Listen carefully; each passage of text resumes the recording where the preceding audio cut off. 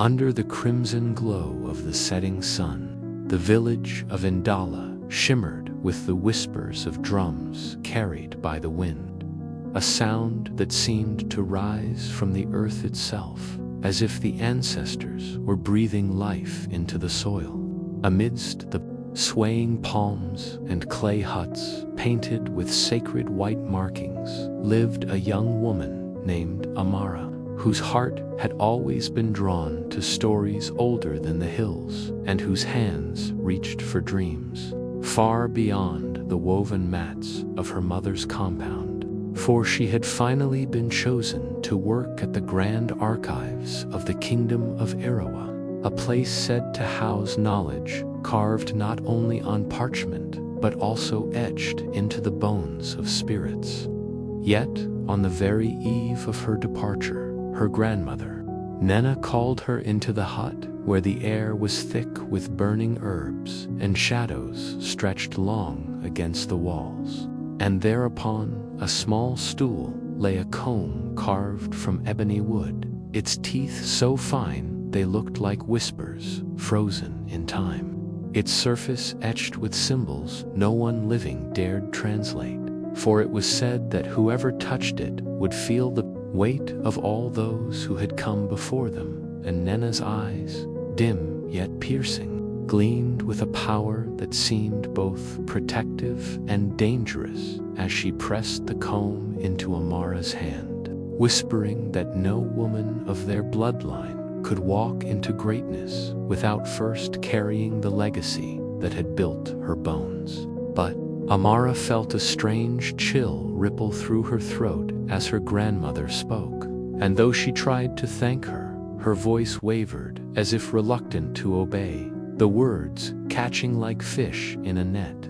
That night the comb lay by her sleeping mat, and in her dreams she saw her grandmother, young again, standing beneath a baobab tree and combing her hair with that same object, except each stroke seemed to pull strands of shining youth from the air itself, while shadows behind her grew smaller, frailer, until they vanished, leaving Nena glowing with unearthly beauty, while the voices of unseen children cried out in silence, begging to be heard.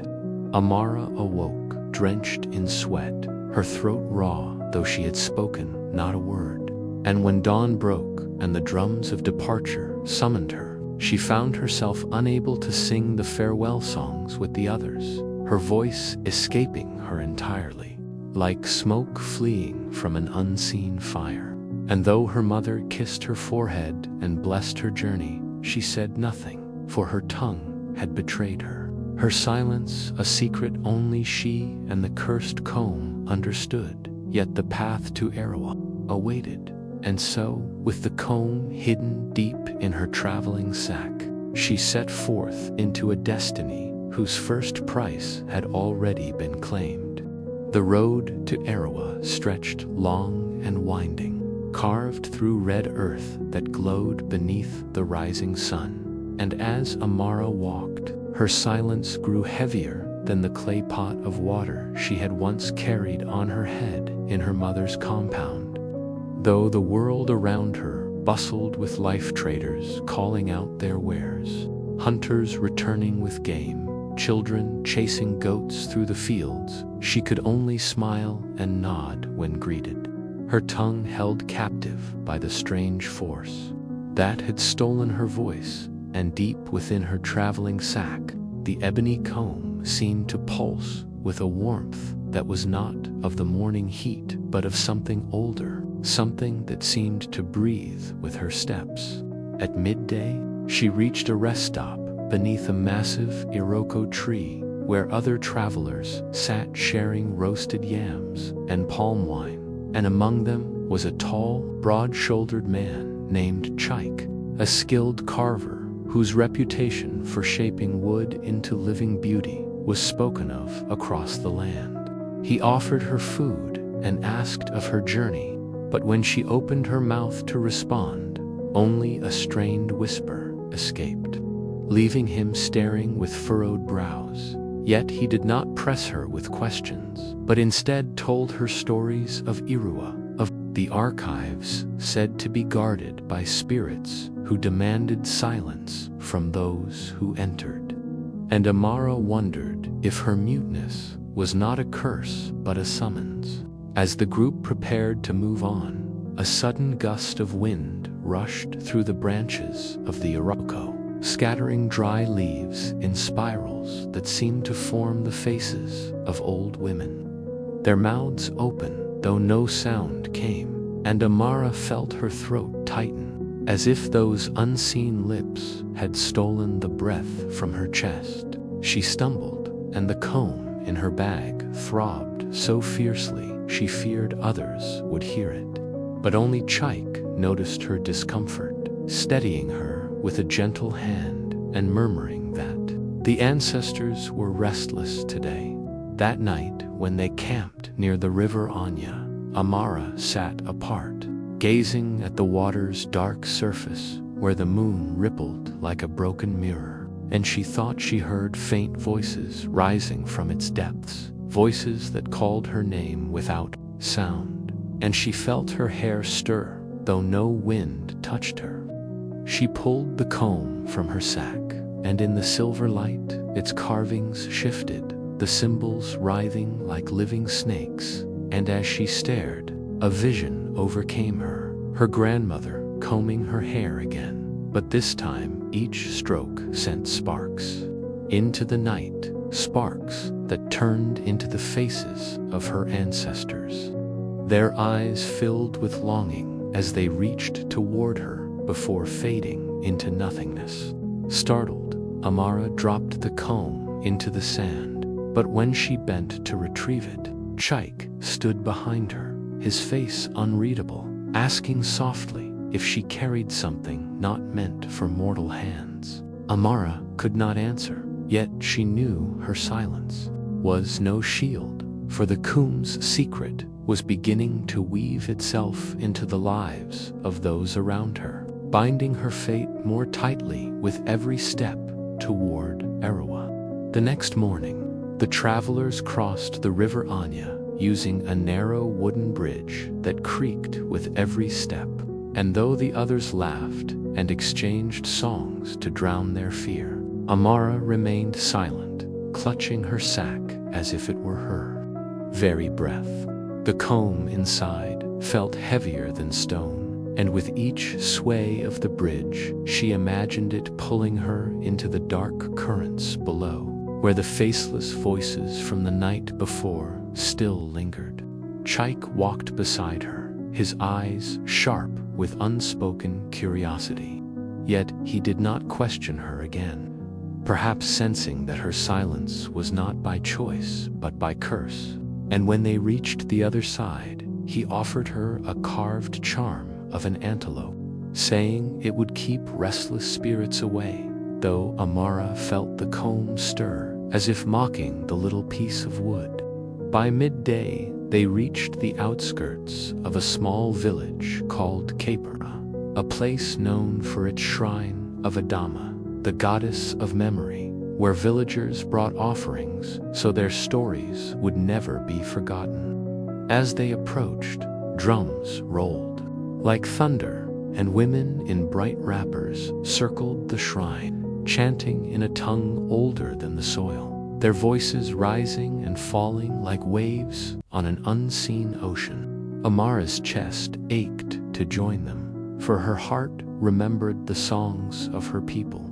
But when she parted her lips, only silence came, and a sharp sting pricked her throat, as if needles lay hidden beneath her skin. The high priestess of Adama, a tall woman named Ifyama, with eyes like polished bronze, noticed Amara standing apart and beckoned her forward. And though her legs trembled, she obeyed, feeling the pull of fate in each step. Ifyama's gaze fell on the sack clutched in Amara's hands, and her voice deepened as she asked what relic the girl carried, that even the goddess herself could smell from afar. Amara froze, her silence louder than any denial. But before the priestess could press further, Chaik spoke, saying she carried only personal belongings. Ifama's eyes lingered on Amara a moment longer, then she touched her forehead gently and whispered a blessing, though her hand flinched as though it had brushed fire. That night, the villagers lit a great fire by the shrine, and as dancers leaped through the flames, Amara sat at the edge, watching sparks rise into the night like spirits returning to the stars. She thought she saw her grandmother's face in the embers, young again, her hair flowing as she combed it with the cursed object, and in that instant, Amara felt the comb shift inside her sack without her touching it. When the drums grew louder, the wind carried whispers through the fire, whispers only she could hear, voices of women from her bloodline urging her to turn back, warning her that the price of her dream was more than her voice, it was her very soul. But Amara, though afraid, could not turn back, for the path to Arawa was already carved, and each step drew her deeper into a story that had begun long before her birth. As dawn broke over Kepara, the villagers gathered once more around the shrine of Adama to offer their morning prayers, their voices weaving together in a song that carried through the misty air like the call of distant spirits. And though Amara longed to join, her throat burned with silence, each attempt to form a sound only deepening the ache within her. She stood apart, watching the smoke rise from clay pots filled with kola nuts and palm oil, wondering if the goddess heard her unspoken pleas. Chaik, ever observant, stayed close, his carved antelope charm swinging gently from his neck, and he whispered that Erua was but 2 days' journey away, though he did not hide the shadow of concern in his eyes as he glanced toward her sack. For even without touching it, he seemed to feel the Kum's restless presence. Before they could depart, Ifama, the high priestess, approached Amara once again, her bronze eyes glowing strangely in the morning light, and she pressed a small gourd into Amara's hands, saying it contained water drawn from Adama's sacred pool, meant to protect the bearer from spirits that fed on silence. Though Amara could not speak thanks, she bowed deeply, clutching it as though her life depended on it. As they left Kepara, the road narrowed into a path winding through dense forest where ancient trees twisted together like clasped fingers, their roots clawing into the red earth, and the air grew heavy with the scent of damp leaves and unseen flowers. The further they went, the quieter the world became, as if the forest itself held its breath, and when the wind stirred, it carried whispers in languages older than memory, voices that seemed to call Amara by name. At dusk, they reached a clearing where a giant baobab stood, its trunk carved with symbols faintly glowing in the fading light, and Chaik insisted they rest there, saying the tree was sacred to travelers. As Amara sat at its roots, she felt the comb shift violently in her sack, and before her eyes, the carvings on the baobab rippled like living water, showing visions of women with faces like hers, combing their hair beneath the same tree, their youth blooming with each stroke as unseen children faded into dust. Trembling, she pulled the gourd of Adama's water and poured a drop onto her palm, touching it to her throat. And for a heartbeat, she felt her voice stir, a faint hum rising from her chest, but then the comb burned hot in her sack, and the sound vanished, leaving her breathless. Chaik, watching closely, asked no questions, but his expression hardened with the weight of unspoken knowledge.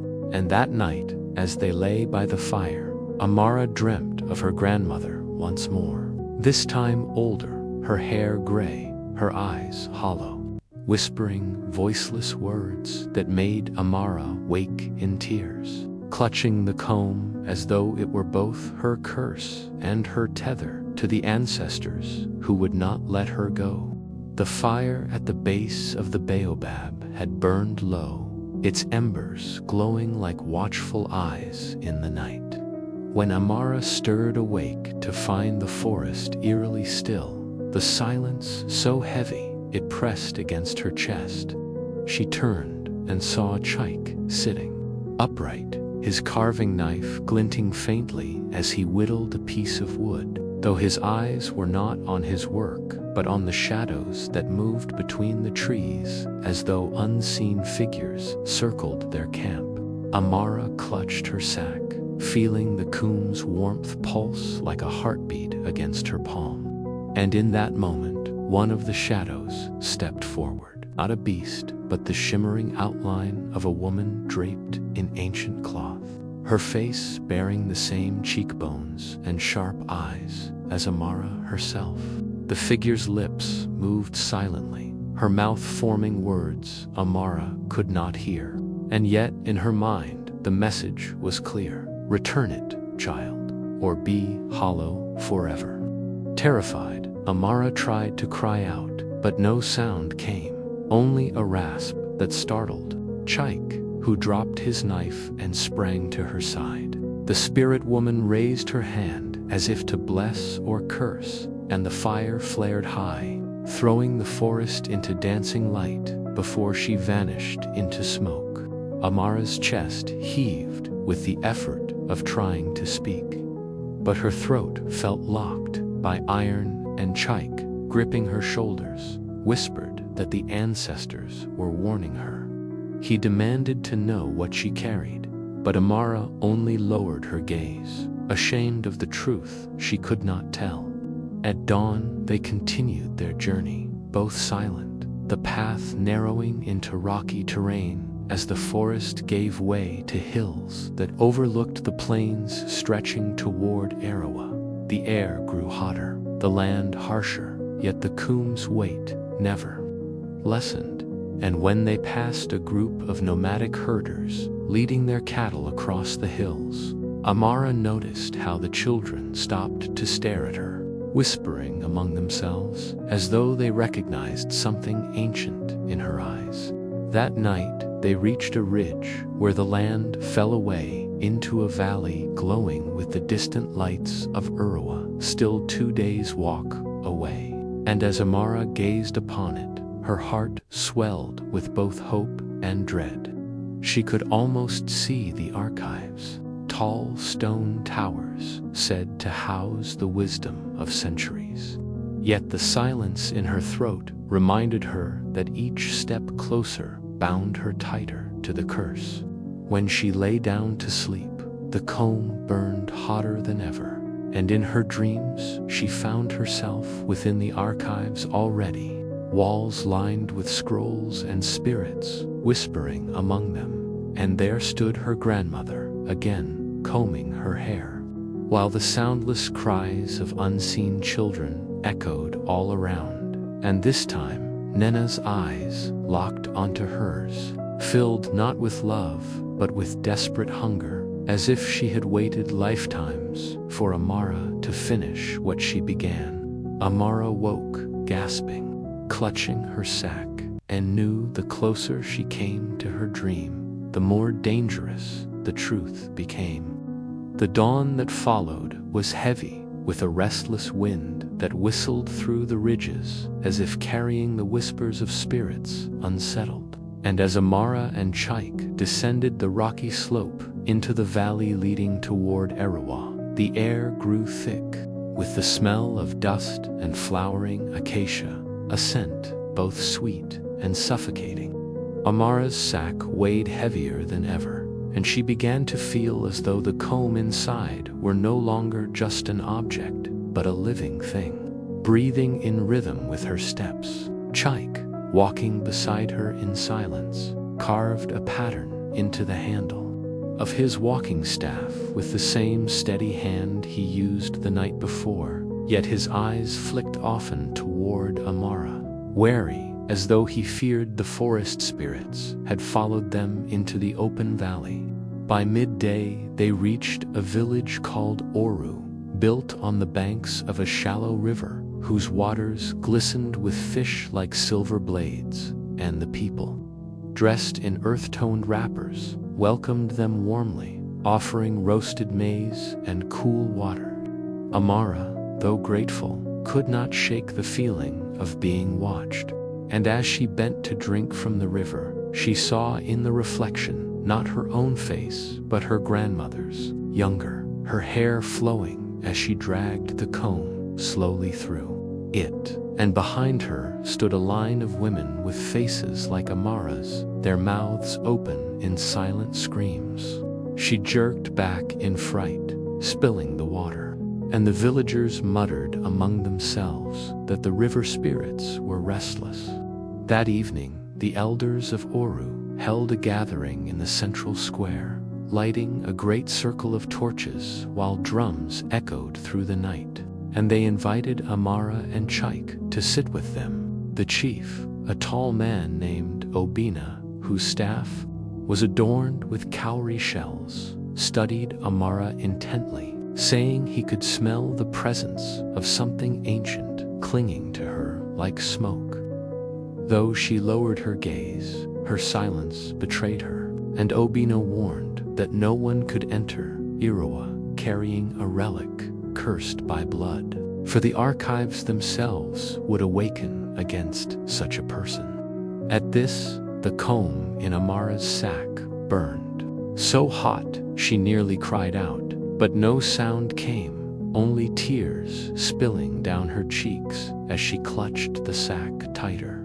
Chaik, sensing her torment, spoke in her defense, saying she carried nothing more dangerous than her dreams, but Obina's eyes remained heavy with suspicion. That night, unable to sleep, Amara slipped away to the riverbank, clutching the gourd of Adama's sacred water. She poured a few drops into the current, hoping to appease the spirits. But as the water rippled, the comb rattled violently in her sack, and from the river rose a shape made of water and moonlight, the form of a woman with hair like flowing reeds, her face both kind and sorrowful. She reached toward Amara with dripping fingers, and though no words left her lips, Amara understood the price had not yet been paid. Terrified, Amara fell back, clutching her throat as the spirit dissolved into mist, leaving the river calm once more. When she returned to the square, Chaik was waiting, his eyes filled with unspoken questions. And for the first time, Amara feared he might leave her if he ever learned the truth. At dawn, the village of Oru stirred with the cries of roosters and the smell of millet porridge steaming over clay stoves. Yet Amara awoke with her heart still racing, her dreams tangled with the vision of the river spirit whose sorrowful eyes had burned into her soul. Chaik sat nearby, sharpening his knife on a flat stone, his face drawn and distant. And though he did not ask where she had gone the night before, the silence between them felt heavier than words. The villagers gathered to bid them farewell, though Chief Obina approached Amara one last time, pressing into her hand a charm made from braided cowrie shells and dyed goat hair, warning that the archives of Arawa did not welcome deceit, and that if she carried the relic he suspected, her silence would deepen until her soul itself vanished. Amara bowed in thanks, though her throat burned with the ache of unspoken truth. And as she and Chaik set off across the valley, the villagers' songs of farewell echoed faintly behind them, mingling with the rustle of tall grasses that whispered like hidden voices. By midday, the sun blazed overhead, forcing them to rest under the shade of a great rock shaped like a crouching lion. And as Amara set down her sack, the comb rattled softly as though laughing, sending shivers down her spine. Chaik finally spoke, his voice low, telling her he knew the ancestors were bound to her in a way that frightened him. And though he would walk with her to Arawa, he needed to know if she was strong enough to face whatever curse she carried. Amara tried to answer, her lips forming words of assurance. But only a breathless rasp escaped, and she clutched her throat in anguish as the tears welled in her eyes. Chaik reached for her hand then, his touch steady, saying her silence did not frighten him as much as the sorrow in her eyes. And with that, they continued their journey, though the weight of his words lingered like a shadow as evening fell. They entered a grove of iroko trees whose trunks rose like pillars into the darkening sky, and the air grew unnaturally cold despite the season. Suddenly, a gust of wind swept through, scattering leaves and bending branches, though the sky above remained still. And from the shadows emerged 3 figures cloaked in red earth, their faces painted white, eyes glowing faintly like coals. They circled Amara slowly, chanting in a tongue she did not know yet, somehow understood. The debt is due, the comb must feed. Chaik drew his knife, ready to defend her, but the figures ignored him, their voices rising as the comb inside Amara's sack began to vibrate violently, almost tearing free from the cloth. Desperate, she clutched the gourd of Adama's sacred water and poured a stream onto the ground. And instantly the chanting ceased, the figures vanishing into mist that left only the sound of her pounding heart behind. Chaik, breathing hard, demanded she tell him the truth now, his eyes burning with determination. But Amara could only shake her head, her silence both a shield and a curse. As the grove settled back into stillness that felt more dangerous than any noise, the grove of iroko trees clung to Amara's spirit long after she and Chaik had left it behind. For even as the path widened and the sky brightened with the silver of a rising moon, she could feel the presence of the red-cloaked figures lingering just beyond sight, their whispers brushing against her ears like the hiss of dry grass. Chaik kept glancing at her, his jaw tight, and at last he broke the silence by saying he could not walk blind into Urawa when the spirits themselves demanded a price, urging her once more to reveal the truth. Amara lowered her gaze, her hands trembling as they held the strap of her sack. For, though she longed to confess, she feared that speaking or even writing the truth might bind the curse tighter. And so she pressed on in silence that night. They camped on a small hill where the wind sang through tall reeds, and as Chaik built a fire, Amara wandered a little distance away, clutching the gourd of Adama's sacred water for comfort. Yet, when she knelt to pray beneath the open sky, the comb grew so hot it burned through the sack, forcing her to drop it to the ground. And before her eyes, it began to hum with a soundless vibration, its carved teeth gleaming in the moonlight as if hungry.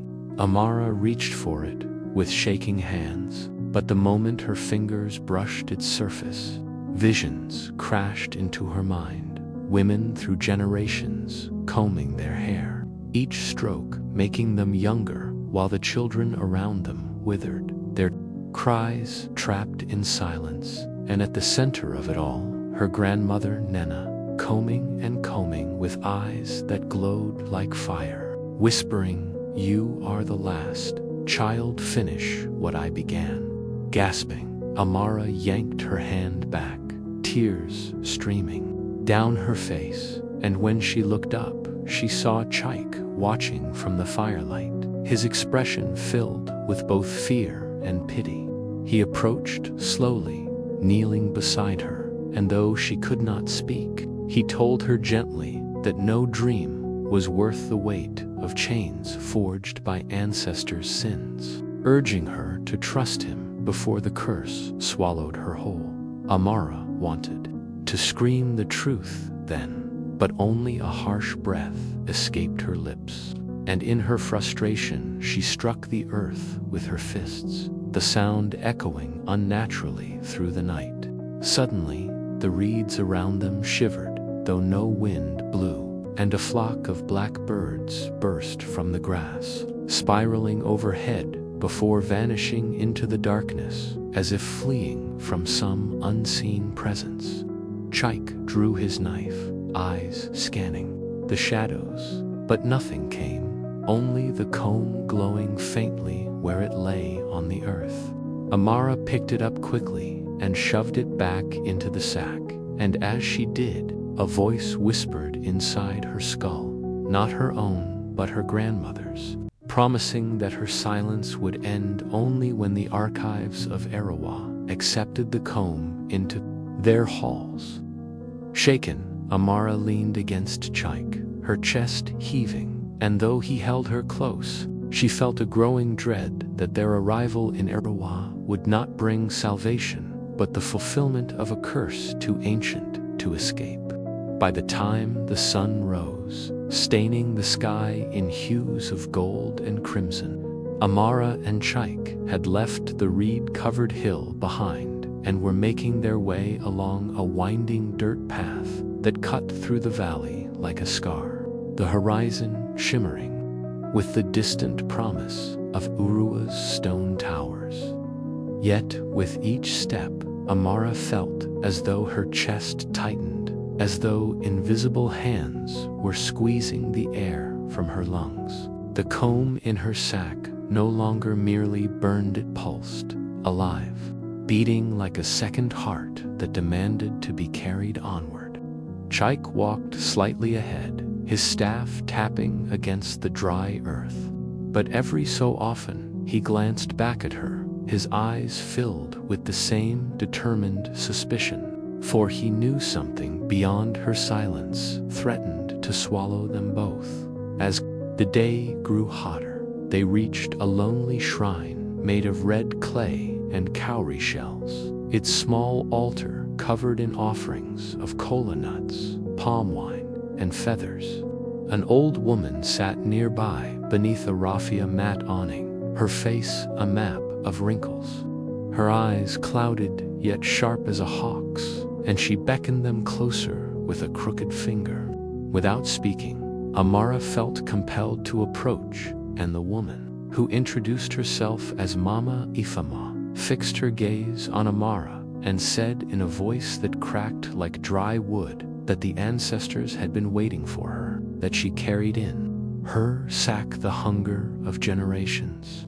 Chaik stiffened, moving protectively closer, but Mama Ifama ignored him, reaching out her gnarled hand toward Amara's chest as though she could feel the comb pulsing inside.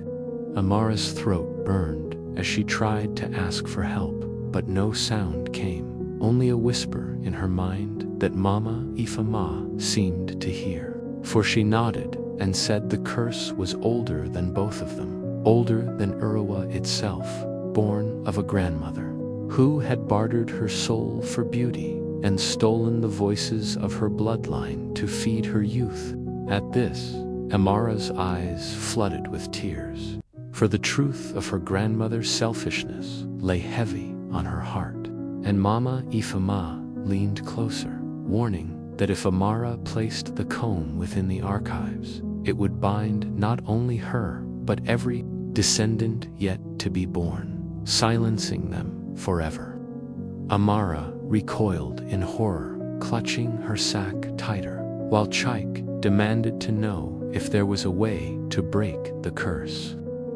Mama Ifama sighed, her thin lips curling, and said only that blood must pay for blood, that the comb had fed on silence and would not release its grip without a sacrifice freely given. With that, she pressed a small bundle of herbs and a strip of white cloth into Amara's hands, whispering that when the time came, she must choose between her dream and her voice, for she could not keep both. Trembling, Amara bowed in thanks, though her heart pounded with fear, and as she and Chaik left the shrine, the old woman's voice followed them like the rustle of leaves, reminding her that the price of ambition is never paid in gold but in the lives it consumes.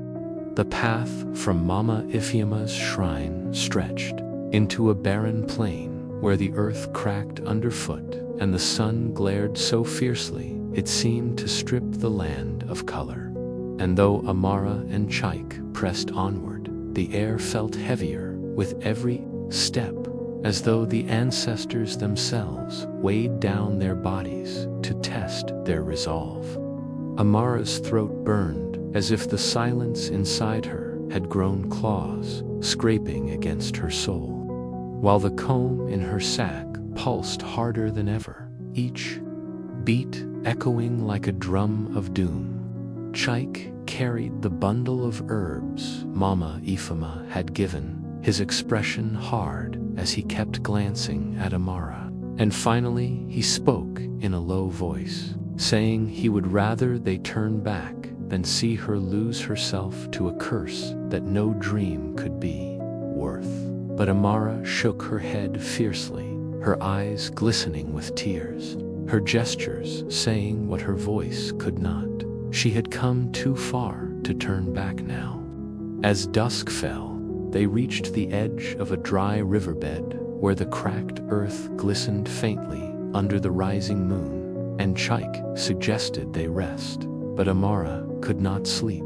She wandered into the riverbed, clutching the gourd of a sacred water, and knelt on the dry earth, praying silently for a sign. The wind stirred suddenly, carrying with it a faint sound of drums, though no village lay near, and the dust around her began to swirl, forming shapes of women with faces she recognized from her visions, their mouths moving in silent screams.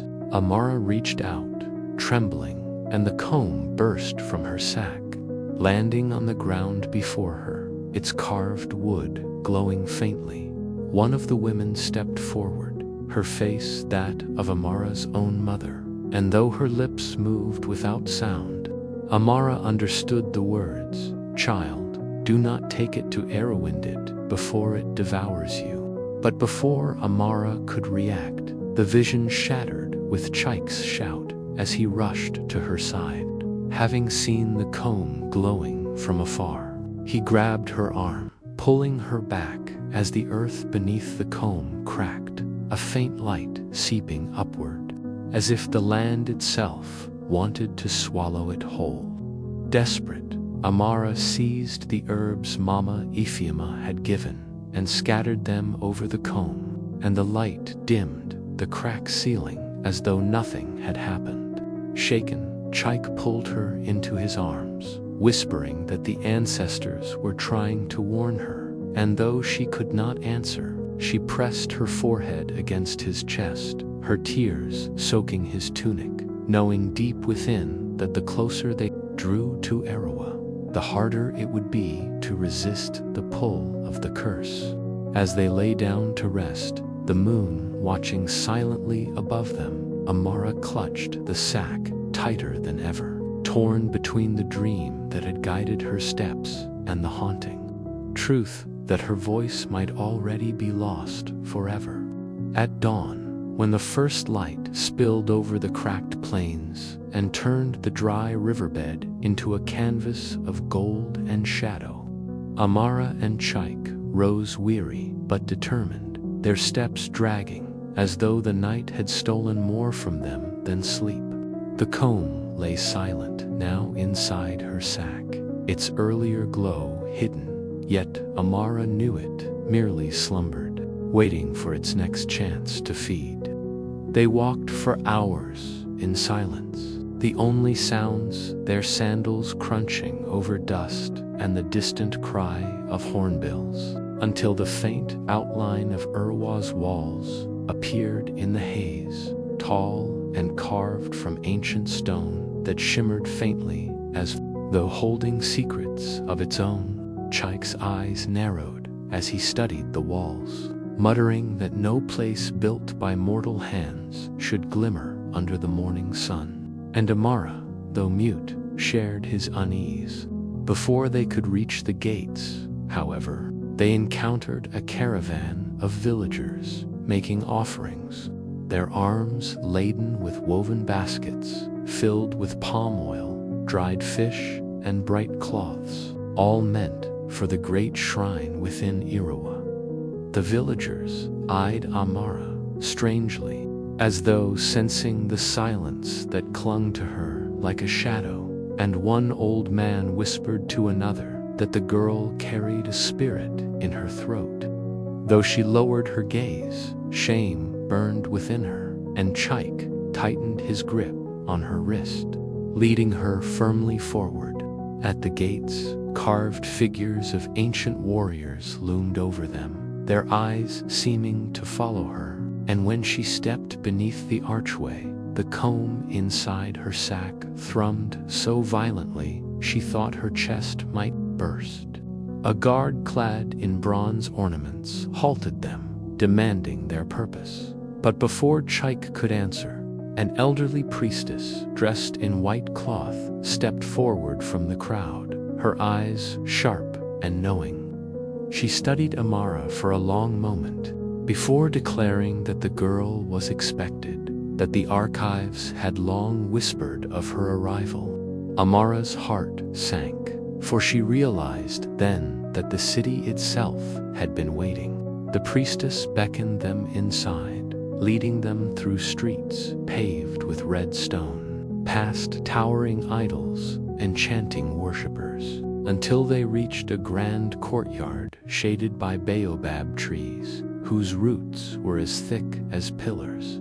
There, the priestess turned to Amara, her voice carrying like a drumbeat, saying that within the archives lay not only knowledge, but the binding of all ancestral pacts, and that once she crossed its threshold, there would be no turning back. Chaik began to protest, but Amara raised a trembling hand to stop him.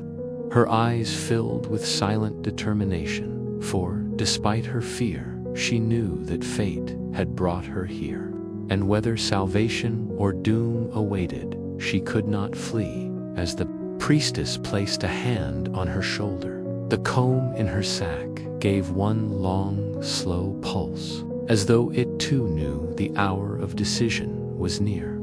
The air within the archives felt alive, thick with the weight of centuries, as though every stone and carved pillar breathed with the whispers of the ancestors. And as Amara followed the priestess deeper into the labyrinthine halls, the silence she carried seemed to grow heavier, almost merging with the stillness of the place.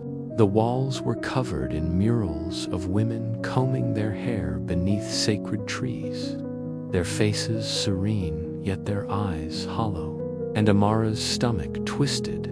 Chaik kept close at her side, his hand never far from the staff he carried, his eyes darting to every flicker of shadow.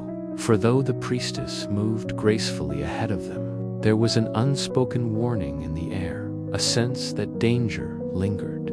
Even here, where knowledge was supposed to be safe, they entered a vast chamber, lit by oil lamps that burned with blue flames, their glow casting strange shapes on the floor.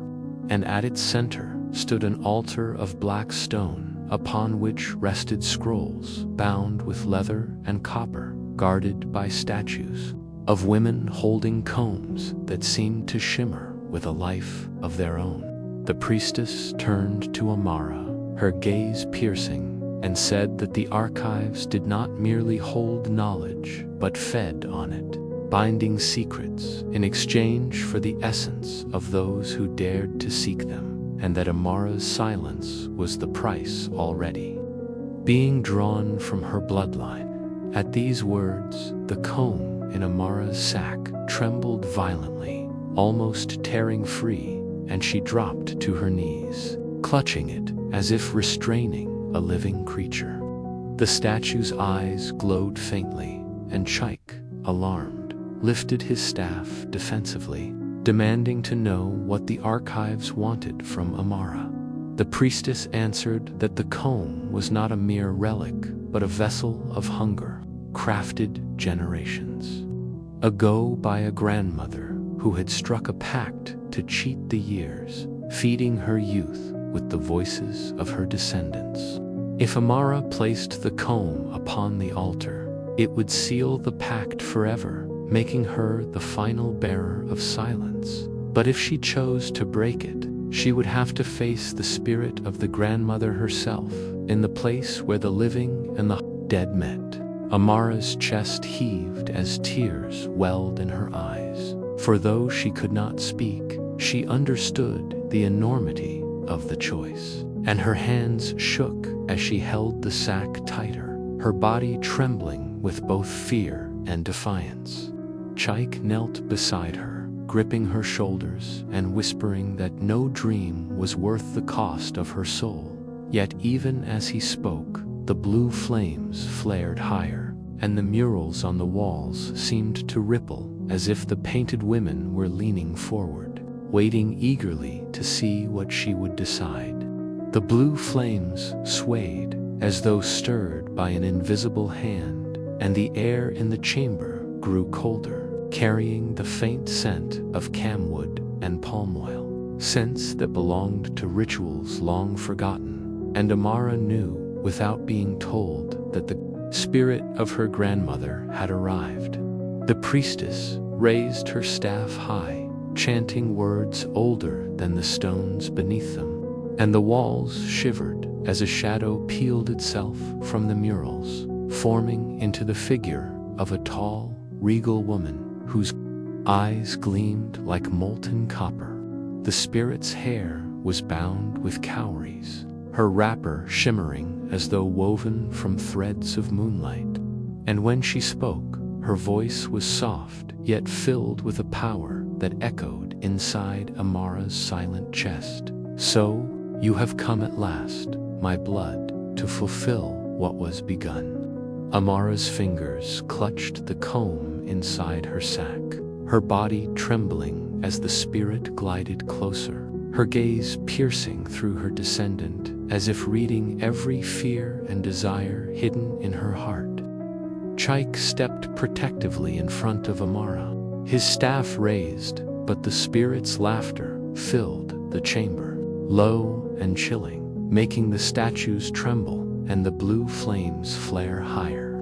She told Amara that her silence was not a curse but a gift, the sacrifice that allowed their line to prosper, and that if she embraced the comb fully, she would gain the power and influence her dreams had always promised, for Irua itself would bend to her.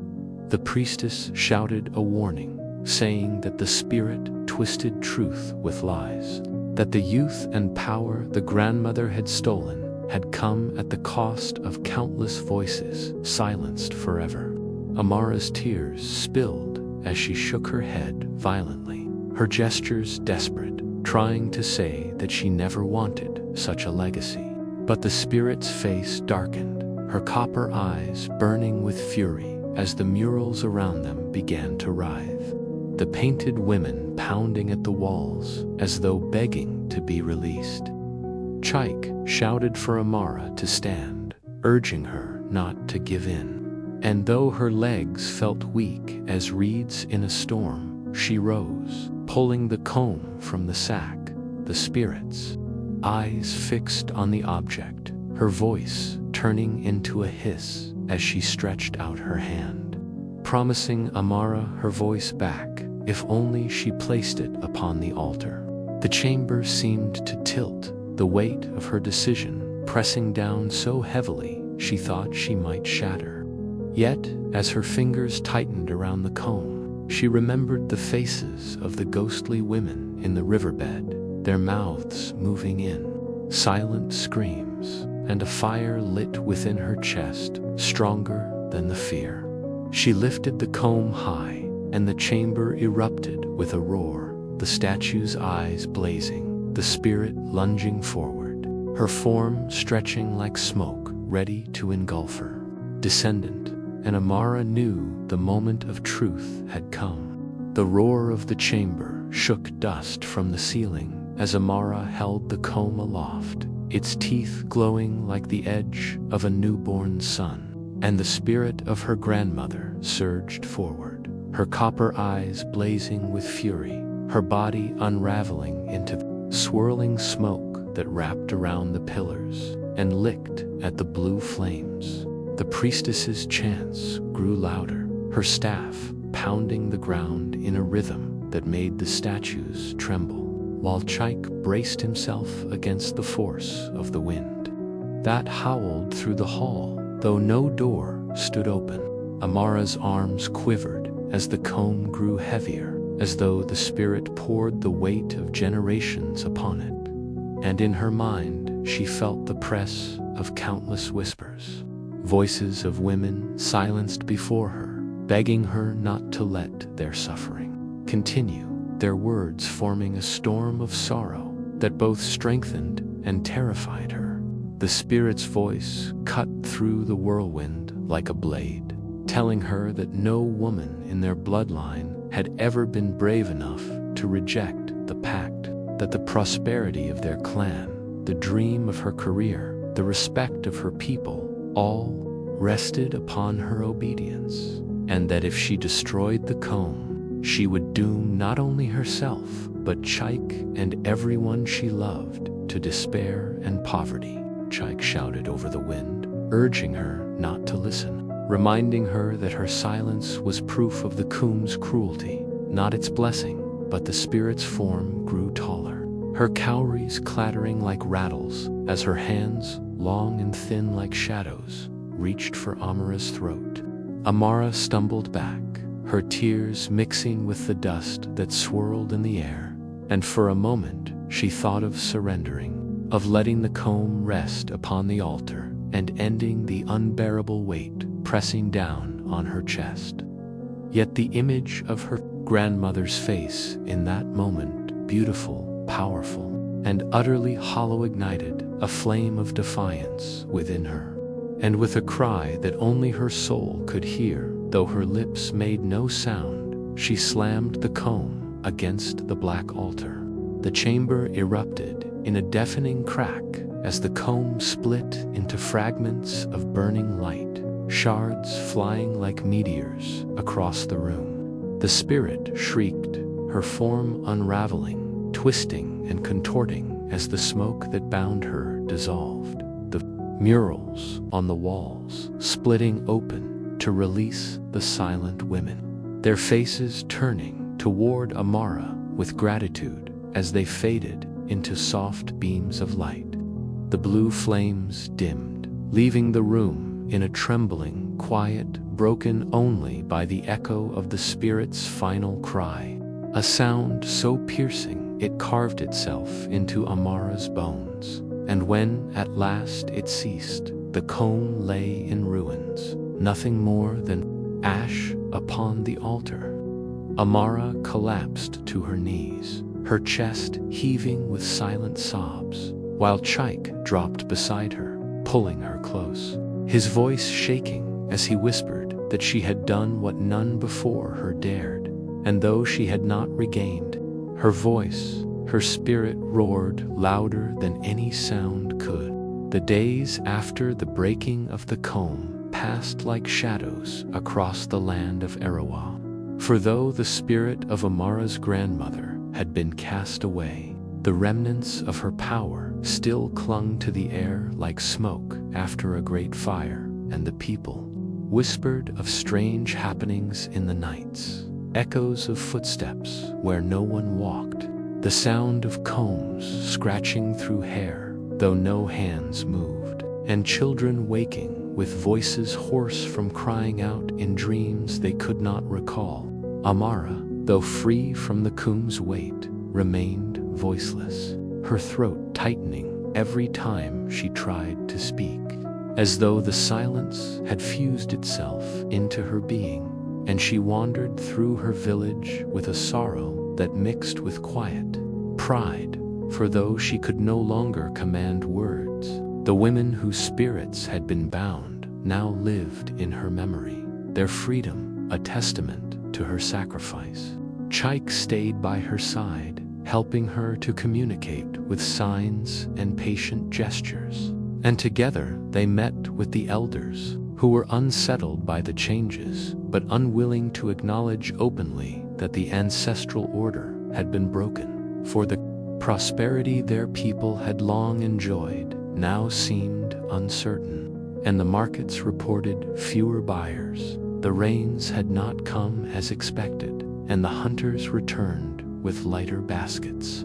The priestess of the archives came to Amara one evening, her eyes heavy with fatigue, and told her that breaking the comb had not ended the pact, but only severed it, leaving the land to heal in its own time, and that the silence she carried was the seal that kept the spirit from returning. As they sat beneath the great iroko tree, fireflies dancing in the dusk, Amara closed her eyes and listened to the hum of the earth, feeling a strange pulse beneath her palms when she pressed them to the roots, as if the ancestors themselves whispered through the soil.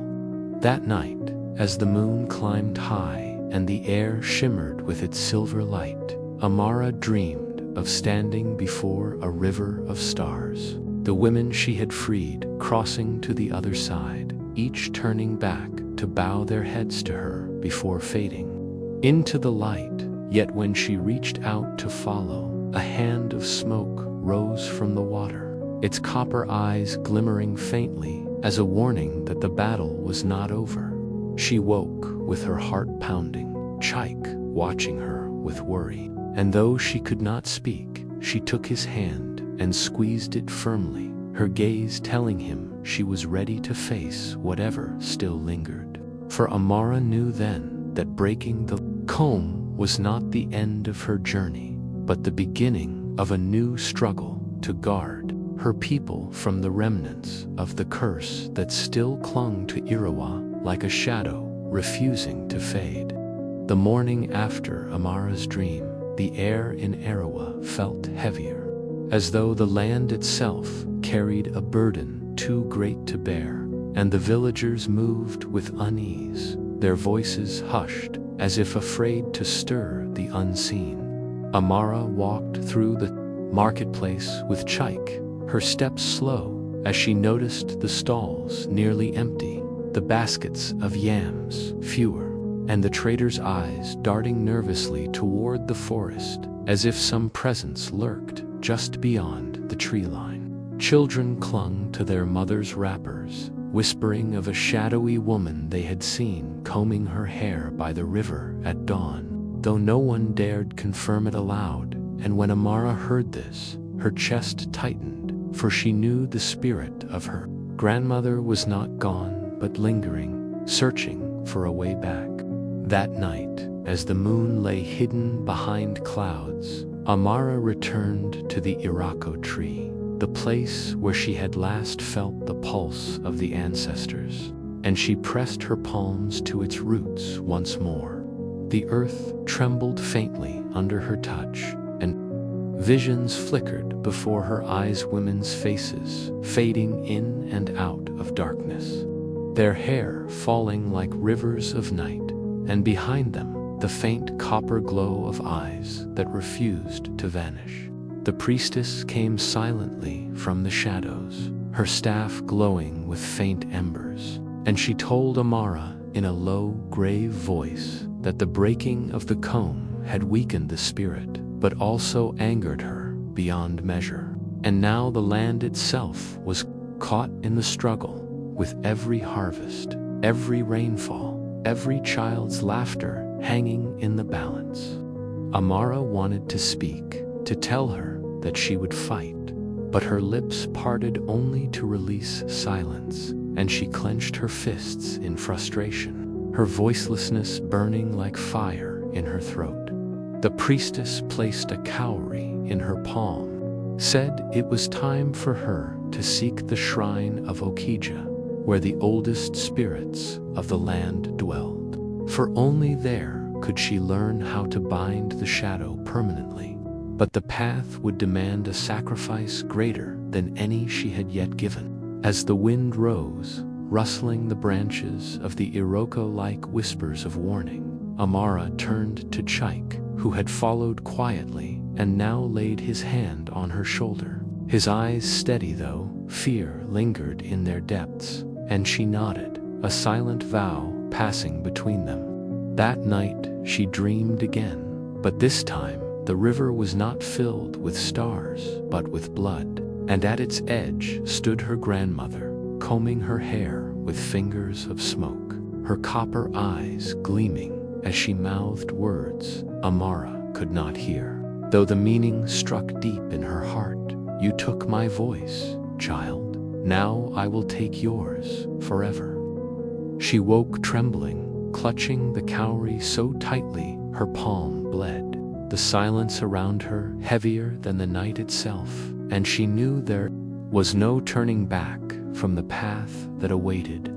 Before dawn broke, when the world was still wrapped in the hush of night and the faint crow of a distant cock echoed across Irawa, Amara and Chaik set out toward the path that led to the shrine of Okija, guided only by the faint glow of the cowrie shell in Amara's hand and the whispers of the priestess's instructions that still lingered in their minds.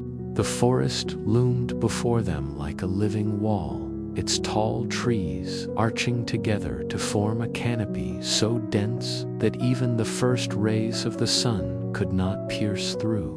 And the air within was thick with the smell of damp earth and ancient secrets.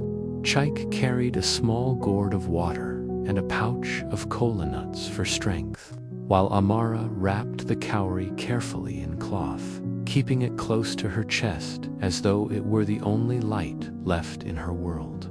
The deeper they went, the more the forest seemed to breathe, with branches groaning softly and leaves shivering though no wind stirred. And at times, Amara thought she could hear faint combing sounds, teeth scraping through thick hair trailing behind them. Though whenever she turned, there was nothing but shadow. Birds did not sing in this part of the forest, and even the insects kept their silence, as if the entire wilderness feared the spirit that hunted them. At midday, they paused beside a stream, whose waters glimmered strangely as if lit from beneath. And when Amara leaned down to cup some in her hands, she saw her reflection flicker, not as her own, but as her grandmother's, eyes glowing copper and mouth moving soundlessly in mockery of her voicelessness. She dropped the water instantly, trembling, and Chaik pulled her back with urgency, muttering a prayer to the ancestors before they moved on quickly. As the sun dipped low, painting what little sky they could see in hues of dying fire, they reached a clearing where the earth was bare and cracked, and in the center stood a great stone slab covered in carvings so old they had nearly faded. Upon it lay offerings from generations long past, cowries, bones, broken gourds. Amara felt her chest tighten as the cowrie in her hand grew warmer, and she realized the shrine of Okija was near, its unseen power thrumming through the soil beneath her feet. That night, they camped close to the clearing, a small fire flickering, weakly as if afraid to burn too bright, and while Chaik drifted into uneasy sleep, Amara sat awake, staring into the shadows, her hand gripping the cowrie as the sound of combing came again, closer this time, followed by the faintest whisper, brushing against her ear, though no breath touched her skin. "You cannot silence me forever." She turned sharply, her heart pounding, but the forest stared back at her with endless, watchful eyes. By the time the sun rose again, its light was weak and pale, struggling to break through the towering trees, and Amara and Chike moved with heavy steps toward the heart of the forest, guided by the faint pull of the cowrie shell that now pulsed like a heartbeat in Amara's palm. The air grew cooler, and the silence deepened into something unnatural, a silence so complete that even their footsteps seemed swallowed by it. And soon they found themselves standing before an ancient mound of earth entwined with massive roots that twisted like serpents around a dark opening just wide enough for a person to enter. The entrance to the shrine of Okaja seemed alive, breathing faint gusts of air that smelled of incense and damp stone, and Amara felt her knees weaken as the cowrie grew hot, warning her of the power that lay beyond. Chike placed his hand firmly on her shoulder, his eyes steady though she could see the tension in his jaw, and without speaking, he motioned for her to follow. Together, they ducked into the passage, the light outside disappearing instantly as the walls closed in around them, rough and cold, carved with strange markings that glowed faintly when touched. The air was thick, almost suffocating. Yet within the silence, Amara could hear faint voices, hundreds of them, layered one upon the other, whispering in the tongues of ancestors long gone, calling her name as though they had waited for her arrival. The path sloped downward, leading them into a vast cavern, lit by an eerie green glow emanating from pools of water scattered across the floor, each reflecting faces that were not their own, faces of men and women with eyes of copper who stared at them in mournful silence. At the center of the cavern stood a stone altar shaped like a giant comb, its teeth jagged and uneven, and the sight of it made Amara's heart ache with dread. For she knew this was the root of her grandmother's power, the very place where the curse had been bound centuries ago. She stepped closer, her hand trembling as she lifted the cowrie, and the whispers grew louder, rising to a chorus of grief and warning, until she could barely hear her own breath. Suddenly, from the shadows behind the altar, a figure emerged. Was a woman draped in cloth the color of midnight, her hair long and unending, trailing across the ground like rivers of shadow, her copper eyes burning as they locked onto Amara. Chike reached for the small gourd at his side, ready to defend her, but Amara raised her hand, knowing instinctively that no weapon of man could harm this spirit. The woman's lips moved soundlessly, yet Amara felt the words carve themselves into her mind. Child of my blood, you cannot end what you are bound to continue. The cowrie burned so hot she nearly dropped it, and the cavern shook as the pools of water rippled violently, the faces within twisting in pain. And Amara realized with horror that the battle for her voice and, perhaps for her soul, was only beginning. Amara's breath caught as the spirit's gaze seared into her, the cavern pulsing with a rhythm that seemed to echo the beating of her own heart. And though the figure's lips did not part, the voice thundered inside her skull like a drum carried by the winds of centuries past, telling her that the curse of the comb was older than her grandmother, older even than the forest itself, a binding made when the first mothers sought power to protect their beauty and their lineage, exchanging their descendants' voices for eternal youth. Chike gripped her arm tightly, his eyes darting from the altar to the shadowy woman, whispering hurried prayers in Igbo beneath his breath. But Amara could feel those words slide off the air as though the spirit rejected them. For this was no ordinary haunting, but the echo of an ancient covenant. The pools around them churned violently, splashing waves that shimmered with faces of the voiceless women before her, each one bearing the same copper eyes, and Amara realized with a shudder that they were all part of her bloodline, bound to silence so the spirit could thrive. The cowrie in her hand glowed brighter, its heat now unbearable, and she raised it instinctively toward the altar, and the spirit's eyes narrowed in warning, her hair writhing across the ground like black snakes ready to strike. "Child of my blood," the voice roared inside Amara's mind. "You stand where your grandmother once stood. You dare to undo what she sealed. Yet know this: if you break the bond, you may never speak again, and your name shall be forgotten, even among the unborn." Amara's chest tightened with fear, but deep within her she felt the quiet strength of her late mother, who had always told her that no curse was eternal when faced with the courage of truth. She stepped forward despite Chaik's frantic grip, placing the cowrie upon the altar comb, and instantly a piercing wail filled the cavern. The soundless scream of countless generations, vibrating through the stones until the walls shook and dust rained down from above. The spirit surged closer, her copper eyes blazing brighter, her hair stretching toward Amara's throat like claws, and Chaik leaped between them, raising the gourd of water high and smashing it to the ground, sending the sacred liquid spilling across the cavern floor.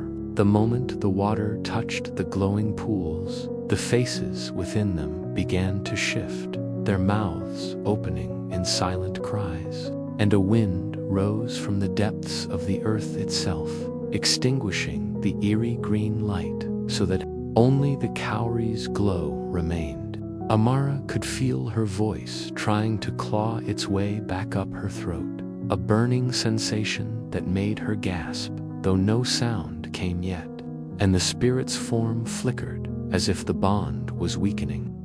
Yet, even as hope stirred, Amara knew the battle was not won, for the spirit's hair lashed wildly, striking against the stone, her voice shaking the air. "If you free them, you will bind yourself forever."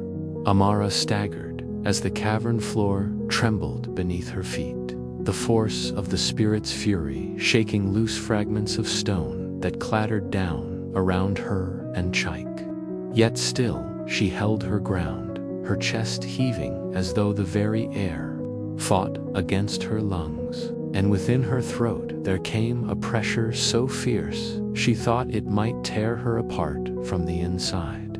The ancestral spirit towered over them, her endless hair writhing across the altar, and walls like living roots seeking to bind and choke, her copper eyes glowing brighter with every heartbeat, and though her lips never moved, her voice thundered within Amara's skull. "Do you not see? You cannot free yourself without taking their place." The pools scattered across the cavern churned violently, and the faces of the silent women stared up at Amara with desperate eyes, some pleading for release, others warning her to turn back. And she felt the weight of generations pressing against her chest, threatening to crush her resolve. Chaik shouted above the roar, his voice raw with urgency as he called her name, but it sounded so far away, like a faint echo at the end of a long tunnel. And for a moment she wondered if she was already slipping from the world of the living into the domain of shadows. Summoning every ounce of courage, Amara lifted her trembling hand and pressed her palm flat against the burning cowrie shell on the altar comb, and immediately the cavern erupted with light, searing and golden, as if the sun itself had burst beneath the earth. The spirit shrieked without sound, her form splintering into threads of shadow, her hair thrashing wildly as though it were being torn from her. and Amara cried out, though no voice left her lips, her body convulsing as the bond between her bloodline and the comb began to unravel. She could feel voices, countless voices, rushing through her veins, surging up from her chest into her throat, trying to burst free. But instead of sound, what came out was a blinding wave of energy that cracked the altar and sent shards flying into the pools. The faces within the water gasped silently, their mouths opening wide as if tasting air for the first time in centuries, their eyes flickering with a light of hope. And yet, Amara felt her own strength slipping away, her knees buckling as the cowrie burned hotter than fire. Chike caught her before she fell, his arms tightening around her as the cavern shook with the spirit's final defiant roar. And though her form was fading, the spirit's eyes lingered on Amara, full of both fury and sorrow, as she whispered directly into Amara's heart, "You may free them, child, but you will never speak again. The curse will not end, it will only change." As the last of the green glow drained from the pools, leaving them dark and still, Amara collapsed fully into Chike's embrace, her throat burning with the weight of the silence that had now become hers to bear. Chike half carried Amara out of the cavern as the golden light slowly faded behind them, his breath heavy and his eyes darting around for danger. But the forest outside had fallen into an eerie stillness, as though every tree and creature held its breath to witness what had just occurred beneath the earth. Amara stumbled as they reached the clearing, clutching her throat with trembling fingers, her lips parting again and again in desperate effort. Yet no sound emerged, only the hollow rasp of silence, and tears streamed down her face, not from pain alone, but from the crushing realization that the spirit's final words had been true. Chike laid her gently on the roots of an ancient irreversible tree, his hands shaking as he fumbled with the remnants of the gourd, dipping his fingers into the little water that remained and sprinkling it over her forehead while whispering fervent prayers in Igbo. But though her body stilled beneath the cool touch, her voice did not return, and she looked at him with eyes that asked questions her lips could no longer form. Above them, the sky was dimming into the violet hues of dusk, and the cicadas began their solemn chorus, filling the silence that Amara could not break. And in that moment, she felt the weight of her sacrifice settle into her bones, heavier than the thick, humid air that clung to her skin. Chike, seeing her despair, gripped her hand firmly and told her she had done something no one else had dared, that the voices of her ancestors were now free because of her courage. And though he could not promise that her own voice would return, he swore she would never face the silence alone. As they rested beneath the iroko tree, Amara closed her eyes, and in the stillness she began to hear faint whispers, not in her ears but in her heart, the freed voices of the women from the pools, speaking words of gratitude and sorrow, telling her that though she had lost her own sound, she now carried the songs of generations within her soul. When she opened her eyes again, the forest seemed brighter in the fading light, every leaf shimmering with hidden meaning, and she realized that the world itself now spoke to her differently, not with words, but with rhythms and pulses that her silence allowed her to feel more deeply than ever before. Yet, with this gift came the unshakable fear of what awaited her beyond the forest. For in her village and in the city, where her dream job awaited, she would be seen as broken, her once bright voice gone, her path uncertain. Still, as Chike helped her to her feet, and they began the slow walk back to the village. Amara held on to his hand and the quiet voices in her chest, knowing that, though the curse had claimed her voice, it had also given her a truth too powerful to ignore. When Amara and Chaik finally reached the village, the night had deepened, and the flickering glow of oil lamps lit the courtyards as elders and children gathered to see what had become of the young woman who had vanished into the forbidden forest. Murmurs rippled through the crowd like restless waves when they saw her leaning heavily on Chaik, her eyes hollow yet burning with a strange light, and her lips moving without sound. And though she tried to smile, the silence that clung to her unnerved even the bravest of them. Mama Nkechi, the oldest woman of the village, stepped forward first, her wrinkled hands clutching a wooden staff carved with ancestral markings, and she peered long and deep into Amara's face before bowing her head in sorrow, for she knew without a word that the girl had paid a price too great for her years. The other villagers pressed closer, some whispering prayers, others muttering of curses and taboos broken, and children clung to their mothers' wrappers, hiding their faces as if Amara carried a shadow with her. Chaik raised his voice to explain what had happened in the cavern, telling them of the spirit of the cursed comb, of the sacrifice Amara had made to free the voices trapped in the pools. And as his words filled the night, the people's murmurs grew heavier, divided between awe and fear. Amara tried to speak then, her lips forming the words, "I am still here." But only the painful silence came, and tears blurred her vision as she looked at their faces. Faces that once cheered for her dreams, but now gazed with uncertainty at her. Silence. Mama Nkechi laid her hand gently on Amara's shoulder and told the crowd that silence could also be a voice, that sometimes the ancestors chose the strongest to carry burdens others could not.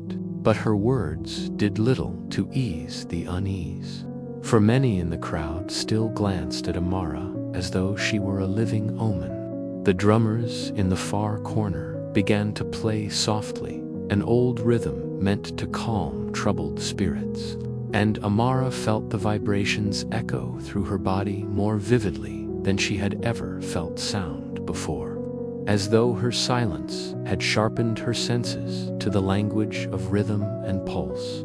Closing her eyes, she let her hands move with the beat, her fingers tracing the patterns in the air, and without meaning to, she began to dance slowly, each step deliberate, each sway carrying the weight of her story.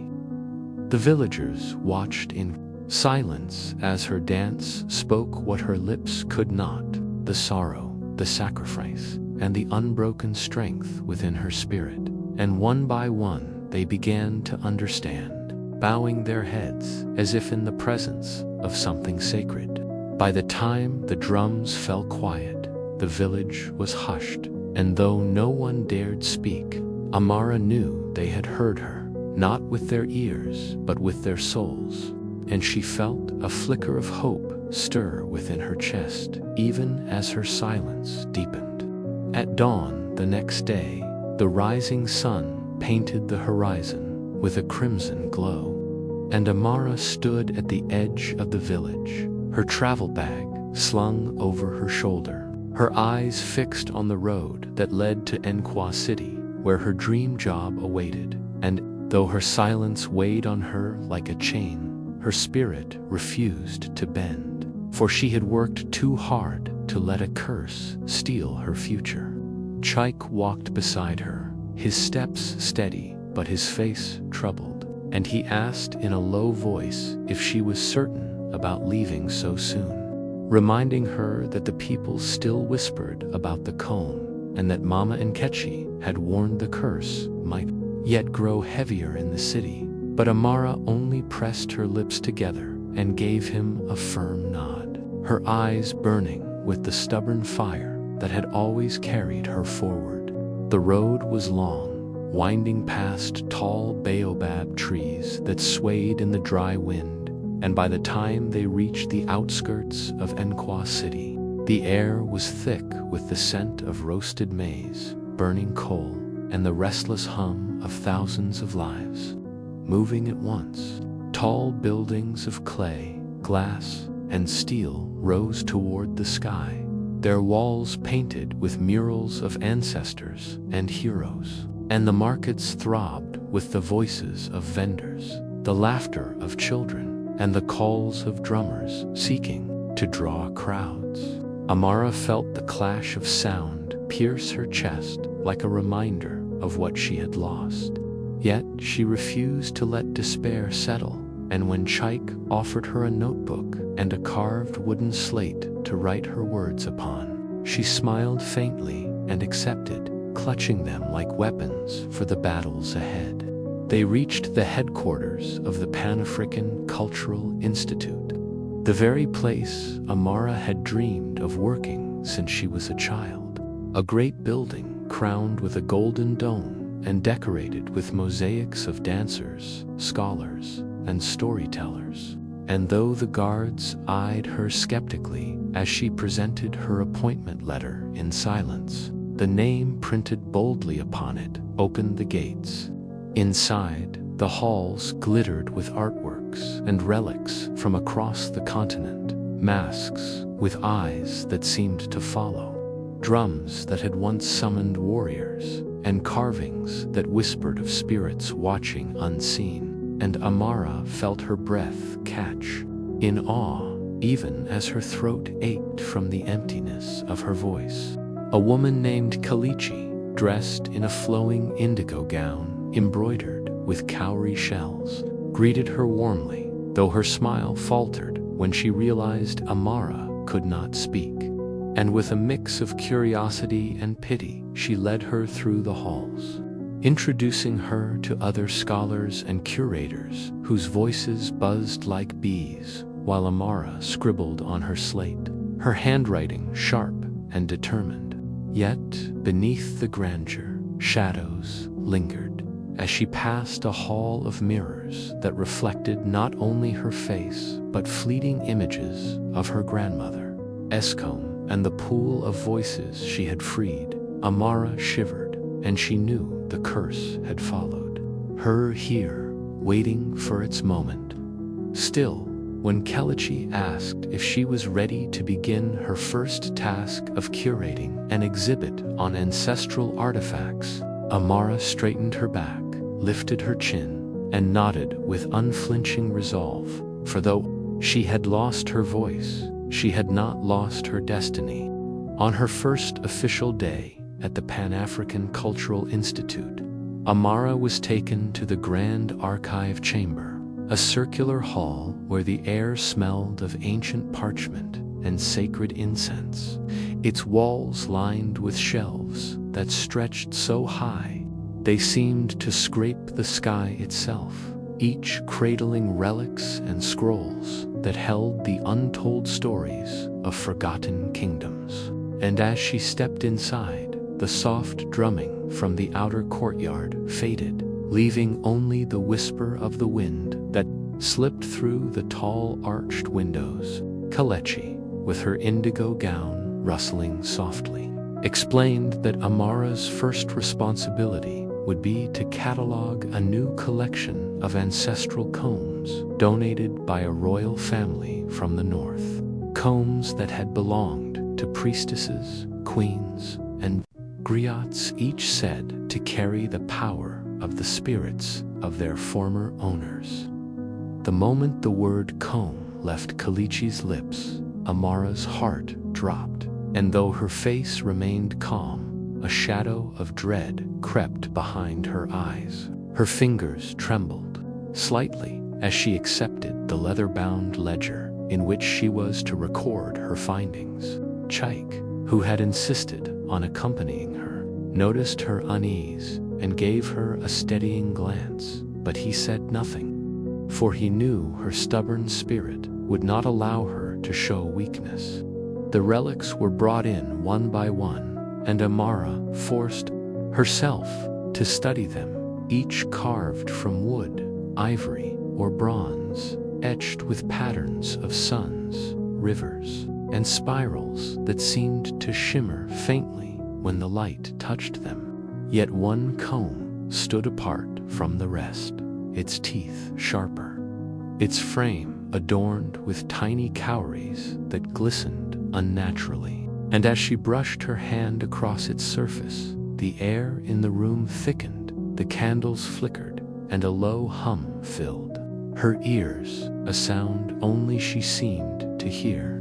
She quickly scribbled a note on her slate asking Kalichi about its origin, and the woman frowned, explaining that no one truly knew, for the comb had been found buried deep beneath the ruins of a shrine dedicated to Ayla, the goddess of the earth, and it had taken 3 men to lift it, though it weighed almost nothing. Amara's chest tightened, for she recognized the hum. Was the same echo she had heard on the night her grandmother's comb had stolen her voice, and now it pulsed stronger, as though calling to her. When Kalichi left to fetch more records, Amara leaned close to the comb, and in the reflection of its polished surface, she saw not her own face, but the shadow of her grandmother, her lips moving in silent words Amara could not hear, and fear clawed through her belly. Chaik touched her shoulder, urging her away, but her feet felt rooted, her body trembling, as though the comb itself had hooked into her spirit. For a moment, the hum rose into a chorus of whispers, and she felt a pull in her throat, the same burning emptiness that had stolen her voice. But just as her knees threatened to buckle, Kalichi returned, breaking the moment.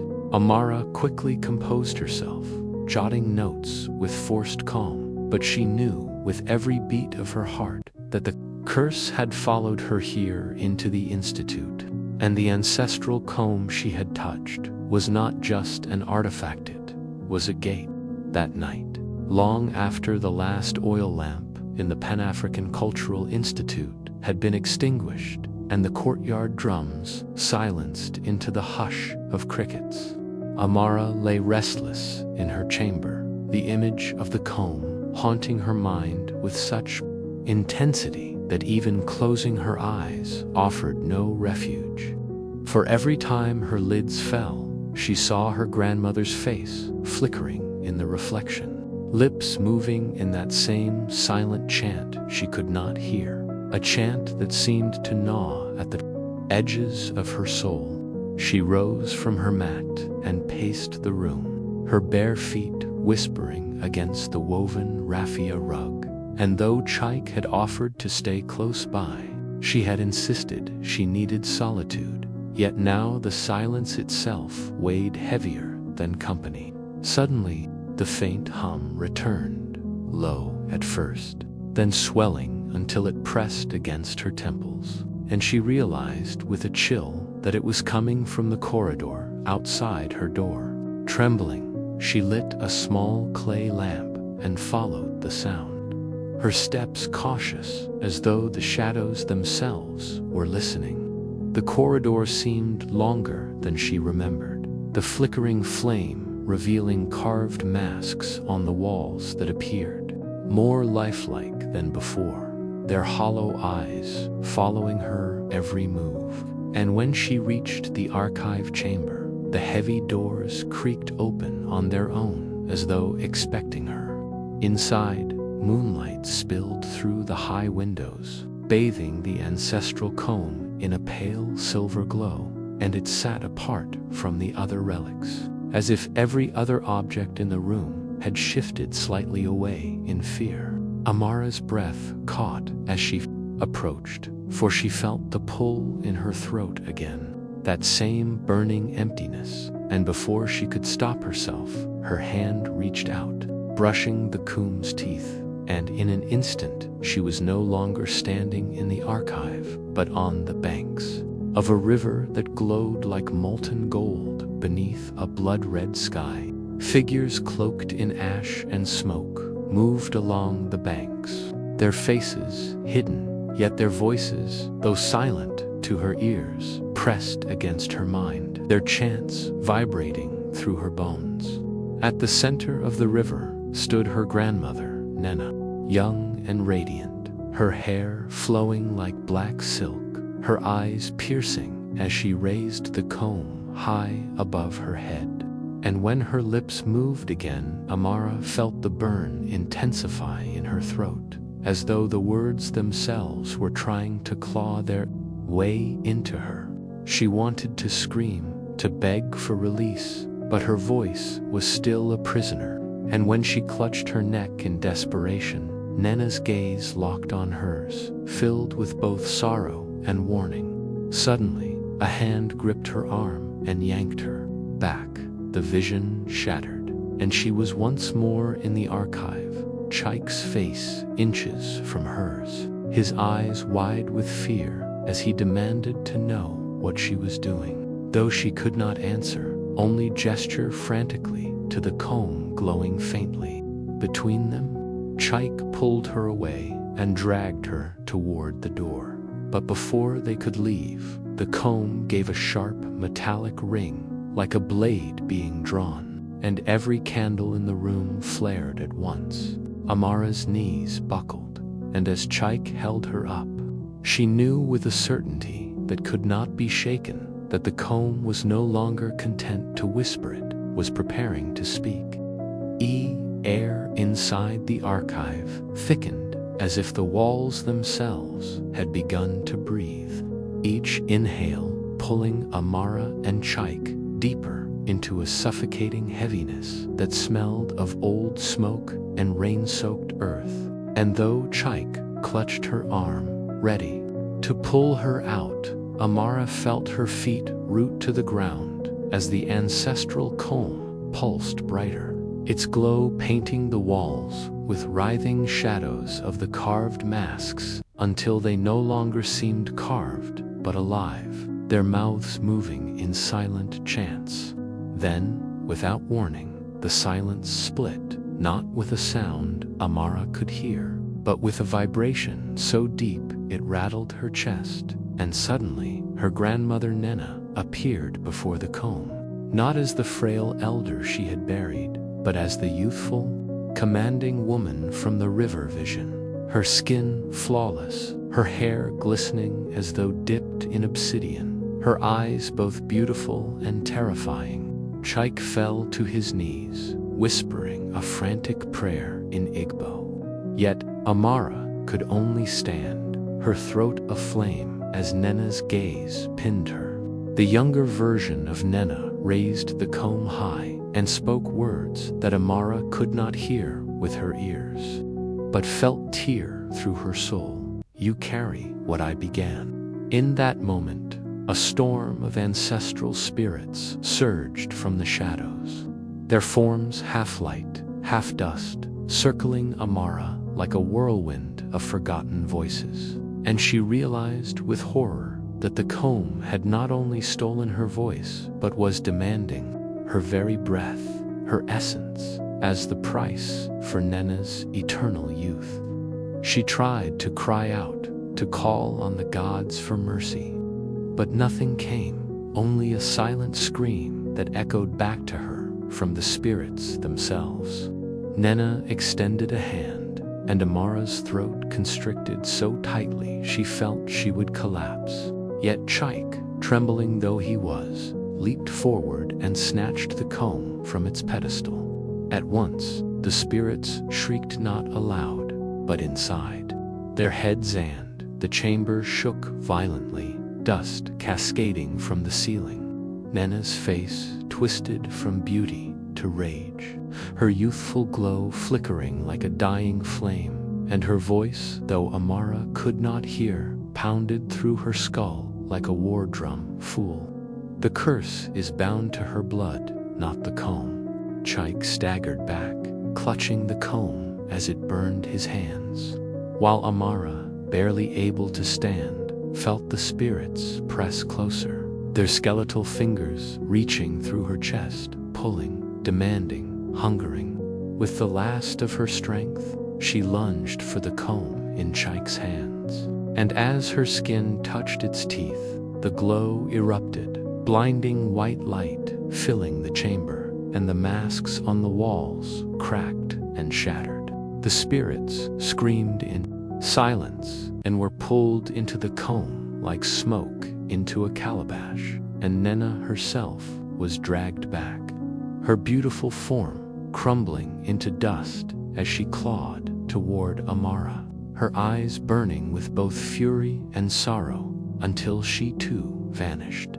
The comb fell to the floor, blackened and smoking, and Amara collapsed in Chica's arms, her throat raw, her body trembling. But when she tried to speak, no sound came, only the hollow silence of her stolen voice. And though the spirits were gone, she knew the curse was not yet ended, had only changed its shape. When Amara awoke, the dawn had barely touched the sky, its pale light seeping through the cracked roof of the shrine, painting the dust in golden threads. And for a moment, she thought she was alone, until she felt Chike's hand resting gently on hers, his face drawn with exhaustion, yet filled with the quiet strength of someone who had kept vigil through the night. She sat up slowly, her throat aching as though the spirits still clawed at it. And when she tried to speak, only silence poured forth, a hollow reminder of the price she had paid. Chike's eyes met hers, and though his lips moved in comfort, she could not hear his words, only read the weight of his heart in his gaze. Together they stepped outside into the cool morning air, where the village square lay strangely still, as if the entire land was holding its breath.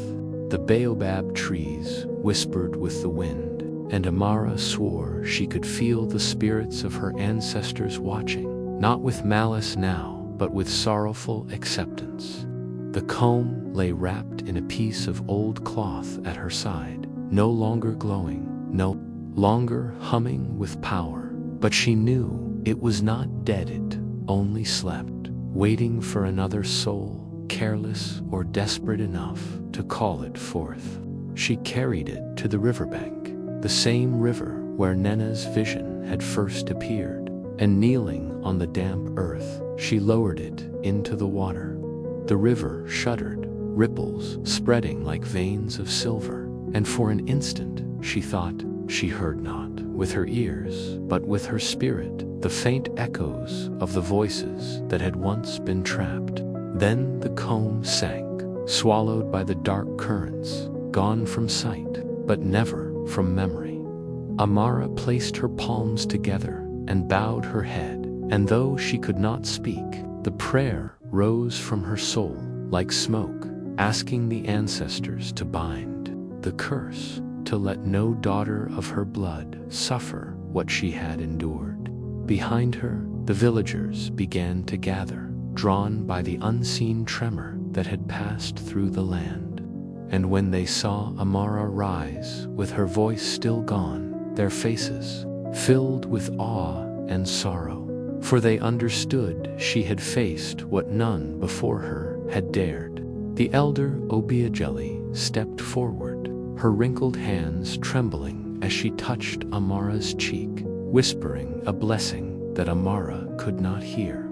And then she turned to the others, declaring, "She has given her voice so we may keep our souls." The people bowed, not in pity but in reverence, for they knew she had become more than a daughter of the village. She was now a living reminder that the hunger for power, even within family, carries a price no one should pay. As the sun broke fully over the horizon, bathing the land in gold, Amara felt both grief and peace settle within her chest. She had lost her dream job, the gift of speech, and the simple future she had once imagined.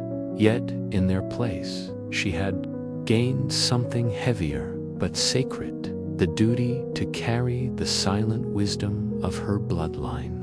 And as the river carried the comb into depths no eye could see, she understood the truth that would haunt the village for generations. When a person seeks to live forever, it is the living who are forced to pay the cost.